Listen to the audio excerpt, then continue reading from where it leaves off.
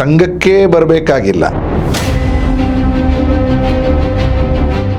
ಹಲವಾರು ಜನರಲ್ಲಿ ಈ ಪ್ರಶ್ನೆ ಕೇಳಿದ್ದೀನಿ. ಟೆರರಿಸ್ಟ್ಗಳ ಅಟ್ಯಾಕ್ ಅದನ್ನೇ ಕಣ್ಮುಂದೆ ಇಟ್ಕೊಂಡು ಅಮರನಾಥ ಯಾತ್ರೆಯನ್ನೇ ನಿಲ್ಲಿಸಲಿಕ್ಕೆ ಹೊರಟಾಗ ಗೋಹತ್ಯೆ ನಿಷೇಧ ಆಂದೋಲನ, ಆರ್ಟಿಕಲ್ 370, ಮತಾಂತರದ ವಿರುದ್ಧ ಹೋರಾಟ.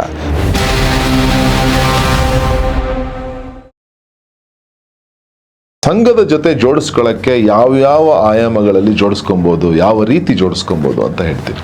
ಶಾಖೆ ಅನ್ನುವಂಥದ್ದು ವ್ಯಕ್ತಿ ನಿರ್ಮಾಣದ ಕೇಂದ್ರ ಅನ್ನುವಂಥದ್ದನ್ನು ಸಂಘ ಅನೇಕ ಕಡೆಗಳಲ್ಲಿ ಸಾರ್ವಜನಿಕವಾಗಿ ಹೇಳಿದೆ. ಶಾಖೆ ಅಂದರೆ ಏನು ಅಂತ. ಅಲ್ಲಿ ಒಬ್ಬ ಕಾರ್ಯಕರ್ತನಿಗೆ ಬೇಕಾದಂತಹ ಶಾರೀರಿಕ ಕ್ಷಮತೆಯ ವಿಕಾಸ, ಬೌದ್ಧಿಕವಾಗಿ ಅನೇಕ ಸಂಗತಿಗಳು, ಸಾಮಾಜಿಕ ದೃಷ್ಟಿಕೋನ ಅಂದರೆ ಈ ಸಮಾಜ ಏನು, ದೇಶದಲ್ಲಿ ಏನು ನಡೀತಾ ಇದೆ, ಒಂದು ರಾಷ್ಟ್ರೀಯ ಪರಿದೃಶ್ಯ, ನ್ಯಾಷನಲ್ ಸಿನಾರಿಯೋ ಗಮನಕ್ಕೆ ಬರುತ್ತೆ. ಅಂದರೆ ಉದಾಹರಣೆಗೆ ಈ ವರ್ಷ ಉಳ್ಳಾಲ ರಾಣಿ ವೀರ ಅಬ್ಬಕ್ಕ ಅವರ 500ನೇ ವರ್ಷ. ಇದನ್ನು ಕರ್ನಾಟಕದವರಿಗೆ ಗೊತ್ತಿದೆ, ಆದರೆ ಇದು ಅರುಣಾಚಲ ಪ್ರದೇಶದ ಶಾಖೆಯಲ್ಲೂ ಇದು ಬರುತ್ತೆ. ಜೋಧ್ಪುರದ ಅಂದರೆ ರಾಜಸ್ಥಾನದ ಒಂದು ಶಾಖೆಯಲ್ಲೂ ಕೂಡ ಅಬ್ಬಕ್ಕನ ಕಥೆಯನ್ನು ಹೇಳ್ತಾರೆ. ಸೊ ಅಲ್ಲಿನ ಮಕ್ಕಳಿಗೆ ಒಂದು ರಾಷ್ಟ್ರೀಯ ಪರಿದೃಶ್ಯ ಸಿಗುತ್ತೆ. ಲಚಿತ್ ಬರ್ಫುಖಾನ್ ಅಂತಕ್ಕಂಥ ವೀರ, ಅವನ ಬಗ್ಗೆ ಕರ್ನಾಟಕದ ಮಕ್ಕಳು ಕೇಳ್ತಾರೆ. ಹೀಗಾಗಿ ಸಂಘದ ಶಾಖೆಯಲ್ಲಿ ಆ ರೀತಿಯ ವ್ಯಕ್ತಿ ನಿರ್ಮಾಣದ ಕೆಲಸ, ಸ್ವಲ್ಪ ಸಂಸ್ಕಾರದ ಭಾಗ ಅದು ನಡೀತಾ ಇರುತ್ತೆ. ಅದರಿಂದ ಕಾರ್ಯಕರ್ತರು ತಯಾರಾಗ್ತಾರೆ. ಇದು ಒಂದು ಪ್ರಕ್ರಿಯೆ. ಆದರೆ ಶಾಖೆಯ ಸಂಪರ್ಕಕ್ಕೆ ಬಾರದೆ, ಶಾಖೆಯಲ್ಲಿ ಅವರಿಗೆ ಹೆಚ್ಚು ಬರಲಿಕ್ಕಾಗಿಲ್ಲ ಅನ್ನೋರು ಕೂಡ ದೊಡ್ಡ ಮಟ್ಟಿನ ಸಂಘದ ಚಟುವಟಿಕೆಗಳ ಭಾಗವಾಗಿ ಇರ್ತಾರೆ. ಇತ್ತೀಚೆಗೆ ನಮ್ಮ ಬೆಂಗಳೂರಿನ ಕಾರ್ಯಕ್ರಮದಲ್ಲಿ ಸರಸಂಘ ಚಾಲಕರು ಹೇಳಿದರು, ಸಂಘಕ್ಕೆ ಬರಬೇಕಾಗಿಲ್ಲ, ಗಣವೇಶ ಹಾಕಲೇಬೇಕಾಗಿಲ್ಲ, ಆದರೆ ಸಮಾಜದ ಕೆಲಸವನ್ನು ಯಾರು ಎಲ್ಲಿ ಮಾಡ್ತಾ ಇದ್ದಾರೋ ಅದೆಲ್ಲವೂ ಕೂಡ ರಾಷ್ಟ್ರ ಕಾರ್ಯವೇ ಆಗಿದೆ ಅನ್ನೋದನ್ನು ಅವರು ಗಮನಕ್ಕೆ ತಂದರು. ಸಂಘದ ಪರಿಭಾಷೆಯಲ್ಲಿ ಅದನ್ನು ಸಜ್ಜನ ಶಕ್ತಿ ಅಂತ ಕರಿತೀವಿ. ಯಾರು ಸಮಾಜಮುಖಿಯಾಗಿ ನಿಸ್ವಾರ್ಥ ಮನೋಭಾವದಿಂದ ಸಮಾಜದ ಬದಲಾವಣೆಗೋಸ್ಕರ ಕೆಲಸ ಮಾಡ್ತಾ ಇದ್ದಾರೆ ಅನ್ನೋ ಎಲ್ಲ ಕೆಲಸಗಳು ಕೂಡ ರಾಷ್ಟ್ರ ಕೆಲಸದ ಒಂದು ಭಾಗನೇ ಆಗಿದೆ. ನಾವೇನು ಮಾಡ್ತಾ ಇದ್ದೀವಿ ಅದೇ ಮುಖದಲ್ಲಿ ಅದು ಸಾಕ್ತಾ ಇದೆ ಅಂತ ಎಲ್ಲರಿಗೂ ಕೂಡ ಸಂಘದ ಪೂರ್ತಿ ಸಹಕಾರ ಇದೆ, ಬೆಂಬಲ ಇದೆ. ಕೆಲವೊಮ್ಮೆ ನಾವು ಜೊತೆಗೂಡಿನೂ ಕೆಲಸ ಮಾಡಬೇಕು ಅನ್ನೋ ಭಾವನೆ ಇದೆ. ಹಾಗಾಗಿ ಯಾರಾದರೂ ಸಾಮಾಜಿಕವಾಗಿ ಕೆಲಸ ಮಾಡಬೇಕು ಅಂತ ಅಪೇಕ್ಷೆ ಇದ್ರೆ ಅವರು ಸಂಘವನ್ನು ಐಡೆಂಟಿಟಿ ಮಾಡಿಕೊಂಡೇ ಕೆಲಸ ಮಾಡಬೇಕು, ಆ ಥರದಿಲ್ಲ. ಕಾರ್ಯಕರ್ತರಾಗಿ ಖಂಡಿತವಾಗಿಯೂ ಸಂಘದ ಒಳಗಡೆ ಸ್ವಾಗತ ಇದೆ. ಅವರು ಬೇರೆ ಬೇರೆ ಹಂತ ಜವಾಬ್ದಾರಿ ತಗೊಂಡು ಮಾಡ್ಬೋದು. ಅಥವಾ ಯೋಗ ಸೆಂಟರ್ ನಡೆಸ್ತಾರೆ, ಅನೇಕ ಕಡೆಗಳಲ್ಲಿ ಅವರೇ ತಾವೇ ನಡೆಸ್ತಾ ಇದ್ದಾರೆ. ಯೋಗದ ಮೂಲಕ ಸಮಾಜದ ಪರಿವರ್ತನೆಗೆ ಮಾಡಬೇಕು. ಇನ್ಯಾರು ಸಾಮಾಜಿಕವಾಗಿ ವೈಚಾರಿಕ ಭಾವ ಜಾಗರಣೆ ದೃಷ್ಟಿಯಿಂದ ಬುಕ್ ಪಬ್ಲಿಕೇಶನ್ಸ್ ನಡೀತಾ ಇರ್ತಾರೆ. ಇನ್ನು ಕೆಲವರು ರಕ್ತದಾನದ ಕೇಂದ್ರಗಳನ್ನು ನಡೆಸ್ತಾ ಇರ್ತಾರೆ. ಹೀಗೆ ಹತ್ತಾರು ರೀತಿಯಲ್ಲಿ ಚಟುವಟಿಕೆಗಳನ್ನು ನಡೆಸ್ತಾ ಇರ್ತಾರೆ. ಆ ಎಲ್ಲ ಚಟುವಟಿಕೆಗಳು ಕೂಡ ರಾಷ್ಟ್ರ ನಿರ್ಮಾಣದ ಭಾಗವಾಗಿಯೇ ಇರುವ ಕಾರಣ ಸಂಘದ ಎಲ್ಲ ರೀತಿಯ ಒಂದು ಕನೆಕ್ಷನ್ ಮತ್ತು ಸಹಕಾರ ಅವರಿಗೂ ಇದೆ. ಅವರ ಜೊತೆಗೆ ಒಟ್ಟಿಗೆ ಸೇರಿ ಕೆಲಸ ಮಾಡ್ತಕ್ಕಂಥ ಸಜ್ಜನ ಶಕ್ತಿಯ ಭಾವನೂ ಇದೆ. ಹಾಗಾಗಿ ಸಂಘದ ಕೆಲಸ ಅಂದಾಗ RSSನ ಒಳಗಡೆ ಬರಬೇಕು, ಶಾಖೆ ಕಡ್ಡಾಯ ಅಂತ ಸಾಮಾಜಿಕ ಚಟುವಟಿಕೆಗಳ ದೃಷ್ಟಿಯಿಂದ ಇಲ್ಲ. ಶಾಖೆ ಅನ್ನುವಂಥದ್ದು ವ್ಯಕ್ತಿ ನಿರ್ಮಾಣದ ಕೆಲಸ. ಕಾರ್ಯಕರ್ತರು ನಿಯಮಿತವಾಗಿ ತಯಾರಾಗ್ತಾರೆ. ಗ್ರಾಮಗಳಲ್ಲೂ ಕೂಡ ನಮಗೆ ಇವತ್ತು ಕಾರ್ಯಕರ್ತರು ಸಿಗಲಿಕ್ಕೆ ಆಧಾರನೇ ಸಂಘದ ಶಾಖೆ. ಶಾಖೆ ಕಾರ್ಯಕರ್ತರನ್ನ ನಿರ್ಮಿಸುವ ಒಂದು ದೊಡ್ಡ ಕೇಂದ್ರ. RSSನ ಒನ್ಲೈನರ್ಗಳಲ್ಲಿ ಇನ್ನೊಂದು ಏನಿದೆ ಅಂದರೆ, ವಾಟ್ ಈಸ್ RSS ಅಂತ ಕೇಳಿದ್ರೆ, RSS is a network of shakhas. ಒಂದು ಊರಲ್ಲಿ ಸಂಘ ಇದೆ, RSS ಇದೆ ಅಂದರೆ ಅದರ ಅರ್ಥ ಅಲ್ಲೊಂದು ಶಾಖೆ ಇದೆ ಅಂತ. ಅಲ್ಲಿ RSSನ ಗಣವೇಶ ಹಾಕಿದ ಒಬ್ಬ ವ್ಯಕ್ತಿ ಇದ್ದಾರೆ, RSSನ ಒಂದು ಫೋಟೋ ಇದೆ, RSSನ ಕಾರ್ಯಕ್ರಮದ ಯಾವುದೋ ಒಂದು ವಿಡಿಯೋ ಅಲ್ಲಿ ಇದೆ ಅಂದ ತಕ್ಷಣ ಅಲ್ಲಿ RSS ಇದೆ ಅಂತ ಅರ್ಥ ಅಲ್ಲ. ಕ್ರಿಯೆ ಇರಬೇಕು, ಅಲ್ಲಿ ಸಂಘದ ಶಾಖೆ ನಡೀತಾ ಇರಬೇಕು. ಶಾಖೆ ನಡೀತಾ ಇದ್ರೆ ಅಲ್ಲಿ RSS ಇದೆ ಅಂತ ಅರ್ಥ. ಆ ರೀತಿಯ ಶಾಖೆಗಳು ಇವತ್ತು ಇಡೀ ದೇಶದಲ್ಲಿ ನಡೀತಾ ಇದೆ. ಸುಮಾರು 87,000 ಶಾಖೆಗಳು ನಡೀತಾ ಇದೆ. ಆ 87 ಶಾಖೆಯು ಕೂಡ ಕಾರ್ಯಕರ್ತರನ್ನ ನಿರ್ಮಿಸುವ ಒಂದು ಪ್ಲಾಟ್ಫಾರ್ಮ್ ಆಗಿ, ಒಂದು ಕೇಂದ್ರವಾಗಿ ಸಂಘಟನೆ ದೃಷ್ಟಿಯಿಂದ ರೂಪ ಆಗಿದೆ. ಆದರೆ ಆ ಊರಿನ ಪರಿವರ್ತನೆ ದೃಷ್ಟಿಯಿಂದ ಅಲ್ಲಿನ ಸ್ವಯಂ ಸೇವಕರು, ಶಾಖೆಯವರು ಬರ್ತಾರೆ, ಅವ್ರು ನಾವು ಸ್ವಯಂ ಸೇವಕರು ಅಂತ ಕರಿತೀವಿ. ಜವಾಬ್ದಾರಿ ತಗೊಂಡವರನ್ನ ಕಾರ್ಯಕರ್ತರು ಅಂತ ಕರಿತೀವಿ. ಕಾರ್ಯಕರ್ತರಿಗೂ ಸ್ವಯಂ ಸೇವಕರು ವ್ಯತ್ಯಾಸ ಇದೆ. ಕಾರ್ಯ ಅಂದರೆ ಕೆಲಸ, ಕರ್ತ ಅಂದರೆ ಮಾಡುವವನು, ಕಾರ್ಯಕರ್ತ ಸಂಘದ ಕೆಲಸ ಮಾಡುವವನು. ಸ್ವಯಂ ಸೇವಕರು ಸಂಘದ ಜೊತೆಗೂಡುತ್ತಾರೆ, ಸಂಘದ ಕಾರ್ಯಕ್ರಮಗಳಲ್ಲಿ ಭಾಗವಹಿಸ್ತಾ ಇದ್ದಾರೆ. ಈ ಎರಡೂ ನೆಟ್ವರ್ಕಿಗೆ ಆಧಾರ ಅಂದರೆ ಸಂಘದ ಶಾಖೆ. ಅದರಿಂದ ಬರುವ ಒಂದು ದೊಡ್ಡ ಕೆಟಗರಿ ಇದೆ. ಸಾಮಾಜಿಕವಾಗಿ ಕೂಡ ಏನು ಪ್ಯಾರಲಲ್ ಅಂತ ನಾವು ಪ್ಯಾರಲಲ್ ಎಂಟ್ರಿ ಅಥವಾ ಲ್ಯಾಟ್ರಲ್ ಎಂಟ್ರಿ ಅಂತ ನಾವು ಸಾಮಾನ್ಯ ಹೇಳ್ತೀವಿ. ಸಂಘ ಏನು ಶಾಖೆ ಏನು ಗೊತ್ತಿಲ್ಲ, ಆದರೆ ಸಮಾಜದ ಕೆಲಸ ಮಾಡಲಿಕ್ಕೆ ಅವರು ಬರ್ತಾರೆ ಅನ್ನುವಂಥವ್ರಿಗೆ ಖಂಡಿತವಾಗಿಯೂ ಸಾಕಷ್ಟು ಆಪ್ಷನ್ಸ್ ನಮ್ಮಲ್ಲಿ ಇದೆ. ಈಗ ಸಂಘ ಶುರುವಾಗಿ ಸರಿಸುಮಾರು 100 ವರ್ಷ ಆಗಿದೆ. 100 ವರ್ಷ ಈಗ ಆಚರಿಸ್ತಾ ಇದ್ದೀವಿ. ಈಗ ಹೆಗ್ಡೆ ಜಿ ಅವರಿಂದ ಹಿಡಿದು ಇವತ್ತು ಮೋಹನ್ ಜಿ ಭಾಗವತ್ ಅವ್ರ ತನಕ ಅನೇಕ ದೇವೋದ್ದೇಶಗಳನ್ನು ಇಟ್ಕೊಂಡು ಈ ಸಂಘ ಶುರುವಾಗಿದೆ, ಅನೇಕ ಕಡೆ ಕೆಲಸ ಮಾಡ್ತಾ ಇದೆ. ಕ್ಲಿಯರ್ ಆಗಿ ಇದಕ್ಕೋಸ್ಕರ ಈ ಒಂದು ಪ್ರಾಬ್ಲಮ್ ಸ್ಟೇಟ್ಮೆಂಟನ್ನ ಸಾಲ್ವ್ ಮಾಡೋಕ್ಕೋಸ್ಕರ ಒಂದು ಕೆಲಸವನ್ನು ಶುರು ಮಾಡಿ ಅದು ಕಂಪ್ಲೀಟ್ ಆಗಿರೋ ಅಂಥದ್ದು ಯಾವ್ದಾರು ಒಂದು 10 ಉದಾಹರಣೆಗಳು ಹೇಳ್ಬೋದಾ? ಅನೇಕ ಹೇಳ್ಬೋದು. ಆಯಾ ಕೆಲಸವನ್ನು ಹೇಳ್ತಾರೆ. ಯಾವುದೋ 10 ಅಂದರೆ ಸಾಧನೆಗಳ ಪಟ್ಟಿ ಆ ಥರ ಸಂಘದಲ್ಲಿ ಎಲ್ಲೂ ಮಾಡ್ತಾ ಇಲ್ಲ. ಉದಾಹರಣೆಗೆ ಸಂಘದ ಆಬ್ಜೆಕ್ಟಿವ್ ಇದೆ. ಉದಾಹರಣೆಗೆ ಸೇವೆ ಮಾಡುವಂಥದ್ದು. ಸಂಘದ ಒಂದು ದೊಡ್ಡ ಒಂದು ಗುರಿ ಸಮಾಜದ ಸೇವೆ ಮಾಡಬೇಕು. ಆ ಸೇವೆ ಮಾಡಲಿಕ್ಕೋಸ್ಕರ ವೆಲ್ ಡಿಫೈನ್ಡ್ ಅಪ್ರೋಚ್ ನಮ್ಮಲ್ಲಿದೆ. ಸಂಘದ ಸೇವೆ ಉದಾಹರಣೆಗೆ ಮನುಷ್ಯನಿಗೆ ಅನೇಕ ಸೇವೆಗಳ ಅಗತ್ಯ ಇರುತ್ತೆ. ನಾವು 4 ರೀತಿಯಲ್ಲಿ ಸೇವೆ ಮಾಡ್ತಾ ಇರ್ತೀವಿ. ಉದಾಹರಣೆಗೆ ಒಂದು ವಂಚಿತ್, ಪೀಡಿತರು, ಅಭಾವಗ್ರಸ್ತರು ಮತ್ತು ಉಪೇಕ್ಷಿತರನ್ನು 4 ಕೆಟಗರಿ ಇದೆ. ವಂಚಿತರು ಅಂದರೆ ಶಿಕ್ಷಣದಿಂದ ವಂಚಿತರು, ಸಾಮಾಜಿಕವಾಗಿ ವಂಚಿತರು, ಸಮಾಜದ ಕೊಟ್ಟೆ ಸ್ಥಾನದಲ್ಲಿದ್ದಾರೆ. ಅವರಿಗೆ ಸಹಕಾರಗಳು ಬೇಕಾಗತ್ತೆ, ಅವರಿಗೆ ಅನೇಕ ರೀತಿಯ ಊರುಗೋಲುಗಳು ಬೇಕಾಗುತ್ತೆ. ಸ್ವಯಂ ಸೇವಕರು ಎಲ್ಲ ಕಡೆ ನೆರವಾಗಿದ್ದಾರೆ, ಸಾಕಷ್ಟು ಮಂದಿಯ ಜೀವನದ ಪರಿವರ್ತನೆಗೂ ಕಾರಣ ಆಗಿದ್ದಾರೆ. ಅದು ವನವಾಸಿ ಕ್ಷೇತ್ರದ ಗುಡ್ಡಗಾಡಿನ ಅಲ್ಲಿ ಆರೋಗ್ಯದ ಸಮಸ್ಯೆಯಿಂದ ಬಳಲ್ತಾ ಇರುವಂಥವ್ರು ಇರ್ಬೋದು, ಅಂಥವರ ಮಕ್ಕಳಿಗೆ ಹಾಸ್ಟೆಲಲ್ಲಿ ಓದಿಸಿ ಅವ್ರನ್ನ ಮುನ್ನೆಲೆಗೆ ತರುವಂಥ ಕೆಲಸಗಳಿರ್ಬೋದು. ಸಾಕಷ್ಟು ಚಟುವಟಿಕೆಗಳು ನಡೀತಾ ಇದ್ದಾರೆ. ಯಾರು ಇನ್ನೂ ತಲುಪಿಲ್ಲ ಶಿಕ್ಷಣ ಆ ಥರದ್ದು. ಕರ್ನಾಟಕದಲ್ಲೇ ನಮ್ಮದು ಸಂಘದ ಉಚಿತವಾಗಿ 29 ದೊಡ್ಡ ಹಾಸ್ಟೆಲ್ಗಳಿದ್ದಾವೆ. ಇತ್ತೀಚೆಗೆ ಮೋಹನ್ ಭಾಗವತ್ ಅವರು ಬೆಂಗಳೂರಲ್ಲಿ ಒಂದು ಹಾಸ್ಟೆಲ್, ಅದನ್ನು ನೆಲೆ ಅಂತ ಕರಿತೀವಿ, ಅದರ ಕಾರ್ಯಕ್ರಮದಲ್ಲಿ ಅವರು ಪಾಲ್ಗೊಂಡಿದ್ದಾರೆ. ಅದಕ್ಕೆ 30 ವರ್ಷ ಆಯಿತು. ಹೀಗಾಗಿ ಸಮಾಜದಲ್ಲಿ ಯಾವ ಶಿಕ್ಷಣ ಸಾಮಾಜಿಕ ದೃಷ್ಟಿಯಿಂದ ವಂಚಿತರಿದ್ದಾರೆ ಅವರ ಕೆಲಸ ಒಂದು. ಎರಡನೇದು ಪೀಡಿತರು, ಅಂದರೆ ಎಲ್ಲವೂ ಇದೆ, ಸಡನ್ ಆಗಿ ಒಂದು ರೈಲ್ವೆ ದುರ್ಘಟನೆ ಆಯಿತು, ವಿಮಾನ ದುರ್ಘಟನೆ ಆಯಿತು, ಅಥವಾ ಪ್ರವಾಹ ಬಂತು, ಭೂಕುಸಿತ ಉಂಟಾಯಿತು, ಅವರಿಗೆ ಸಹಾಯದ ಅವಶ್ಯಕತೆ ಇದೆ. ಅವರಿಗೆ ಆಹಾರ, ಅವರಿಗೆ ಸುರಕ್ಷೆ, ಅವರ ಆರೋಗ್ಯ, ತಕ್ಷಣ ನೆರವಿನ ಕೈಗಳು ಬೇಕು, ತಕ್ಷಣ ಓಡಿ ಬಂದವರು ಕೆಲಸ ಮಾಡೋರು ಬೇಕು.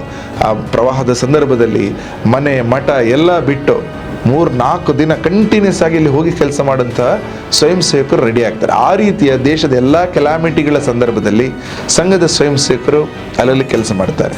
ಹಾಗೆಯೇ ಅಭಾವಗ್ರಸ್ತರು, ಸಮಾಜದಲ್ಲಿ ಬೇರೆ ಬೇರೆ ಯೋಜನೆಗಳು ಇನ್ನವರಿಗೆ ಸಿಕ್ಕಿಲ್ಲ ಆ ಥರದವರು, ಇನ್ನು ಯಾರು ಸಮಾಜದ ಬೇರೆ ಬೇರೆ ಸಂದರ್ಭದಲ್ಲಿ ಉಪೇಕ್ಷೆಗೆ ಒಳಗಾಗ್ತಾರೆ, ನೆಗ್ಲೆಕ್ಜೆನ್ಸಿಗೆ ಒಳಗಾಗ್ತಾರೆ, ಆ ಥರ ಅನೇಕ ವರ್ಗಗಳಿದ್ದಾವೆ.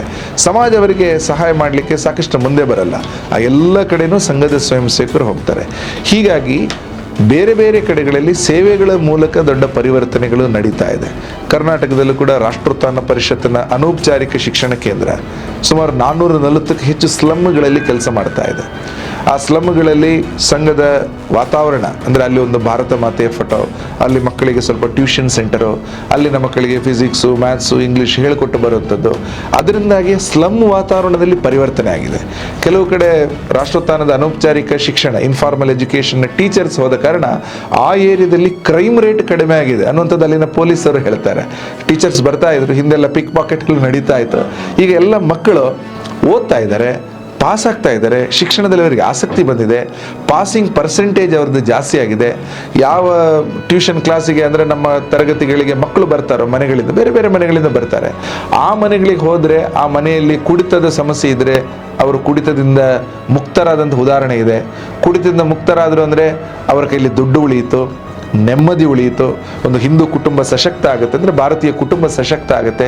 ಹೀಗೆ ಸಾಮಾಜಿಕ ಪರಿವರ್ತನೆ 10 ಮೈಲಿಗಲ್ಲುಗಳು ಸ್ವಯಂ ಸೇವಕರ 100 ವರ್ಷದ ಸೇವಾ ಅನುಭವದಲ್ಲಿದೆ. ಅದಲ್ಲದೆ ಅನೇಕ ಸಾಮಾಜಿಕ ಆಂದೋಲನಗಳು ಯಶಸ್ಸಿನ ಘಟ್ಟವನ್ನು ಮುಟ್ಟಿಸಲಿಕ್ಕೆ ಸಂಘದ ಕಾರ್ಯಕರ್ತರು ಹೆಗಲು ಕೊಟ್ಟಿದ್ದಾರೆ. ಈ ದೇಶದಲ್ಲಿ ಗೋಹತ್ಯೆ ನಿಷೇಧ ಆಂದೋಲನ ದೊಡ್ಡ ಪ್ರಮಾಣದಲ್ಲಿ 1952ನೇ ಇಸಲಿ ಸಂಘ ಕೈಗೊಳ್ತು. ವಿವೇಕಾನಂದರ ಶಿಲಾ ಸ್ಮಾರಕ ಕನ್ಯಾಕುಮಾರಿಯಲ್ಲಿ ಅದರ ಲೀಡರ್ಶಿಪ್ಪನ್ನು ಏಕನಾಥ್ ರಾನಡೆ ಸಂಘದ ಆಗಿನ ಸರಕಾರ್ಯವಾರಾಗಿದ್ದರು, ಅವರು ತಗೊಂಡ್ರು. ಇವತ್ತೊಂದು ಭವ್ಯ ವಿವೇಕಾನಂದ ರಾಕ್ ಮೆಮೋರಿಯಲ್ ಏನು ನಿಂತಿದೆ, ಇಡೀ ದೇಶಕ್ಕೆ ಒಂದು ಹೆಮ್ಮೆಯ ಮಾನ್ಯುಮೆಂಟ್ ಆಗಿದೆ, ಸ್ಮಾರಕ. ಅದಕ್ಕೆ ಮೂಲ ಕಾರಣ ಸಂಘದ ಚಿಂತನೆಯಿಂದಾಗಿರುವಂಥದ್ದು. 1975ನೇ ಇಸ್ವಿಯಲ್ಲಿ ಏನು ಎಮರ್ಜೆನ್ಸಿ ಡಿಕ್ಲೇರ್ ಆಯಿತು, ಪ್ರಜಾಪ್ರಭುತ್ವ ಸಂಕಷ್ಟದಲ್ಲಿತ್ತು, ಪ್ರಜಾಪ್ರಭುತ್ವದ ಸಂರಕ್ಷಣೆಗೆ ಸಂಘದ ಸ್ವಯಂ ಸೇವಕರು ಮುಂಚೂಣಿಯಲ್ಲಿದ್ದರು, ಅಗ್ರಗಣ್ಯರಾಗಿದ್ದರು. ಅವರು ಪ್ರಜಾಪ್ರಭುತ್ವ ಸಂರಕ್ಷಣೆಯ ದೊಡ್ಡ ಆಂದೋಲನದಲ್ಲಿ ಭಾಗಿಯಾಗಿದ್ದರು. ಆರ್ಟಿಕಲ್ 370 ಕಾಶ್ಮೀರದಿಂದ ತೆಗಿಬೇಕು ಹೋರಾಟದ ಒಂದು ಸ್ಟ್ರಾಟಜಿಕ್ ಅಪ್ರೋಚ್ ದೃಷ್ಟಿಯಿಂದ ಸಂಘ ಬಂತು, ಸಂಘದ ಕಾರ್ಯಕರ್ತರು ಬಂದು. ಶ್ಯಾಮಾ ಪ್ರಸಾದ್ ಮುಖರ್ಜಿಯವರ ಬಲಿದಾನದಿಂದ ಒಂದು ದೊಡ್ಡ ಬಲಿದಾನದ ಪರಂಪರೆ ಶುರುವಾಗಿದೆ. ಸೊ ನಿರ್ಣಾಯಕ ಹಂತದಲ್ಲಿ ಸಮಾಜದ ಸಮಾಜದ ಎಲ್ಲರ ಸಹಭಾಗಿತ್ವ ತಗೊಂಡು ಆರ್ಟಿಕಲ್ 370ಯ ಅಬಾಲಿಷನ್ ಅದು ಆದಾಯಿತು. ಹಾಗೆಯೇ ರಾಮ ಮಂದಿರ ನಿರ್ಮಾಣ ನಮಗೆಲ್ಲ ಗೊತ್ತೇ ಇದೆ. ಹಿಂದೂ ಸಮಾಜದ ಬಹಳ ದೊಡ್ಡ ಕನಸಿತ್ತು ಅಲ್ಲಿ ರಾಮ ಮಂದಿರ ನಿರ್ಮಾಣ ಆಗಬೇಕು. ಅದರಲ್ಲಿ ವಿಶ್ವ ಹಿಂದೂ ಪರಿಷತ್ತಿನ ಮೂಲಕ ಸಂಘದ ಲೀಡರ್ಶಿಪ್, ಅಂದರೆ ಆಗ ಉತ್ತರ ಪ್ರದೇಶದ ಬಹಳ ಪ್ರಮುಖ ಪ್ರಚಾರಕರಾಗಿದ್ದ ಹಿರಿಯರು ಅಶೋಕ್ ಸಿಂಗಲ್, ಮೋರಪಂತ್ ಪಿಂಗಳೆ ಮುಂತಾದವರನ್ನು ವಿಶ್ವ ಹಿಂದೂ ಪರಿಷತ್ ಕೊಡಲಾಯಿತು.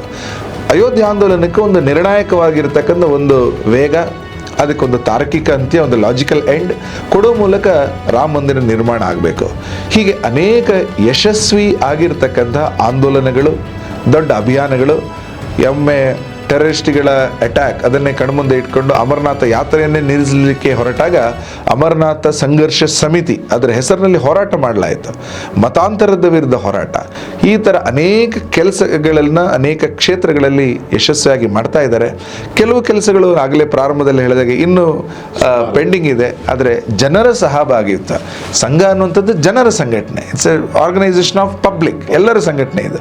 ಸೊ ಆ ಭಾಗ ಏನಿದೆ ಅದು ಇನ್ನೂ ಮೂಡಿ ಬರಬೇಕು, ಮೂಡಿ ಬರ್ತಾ ಇದೆ.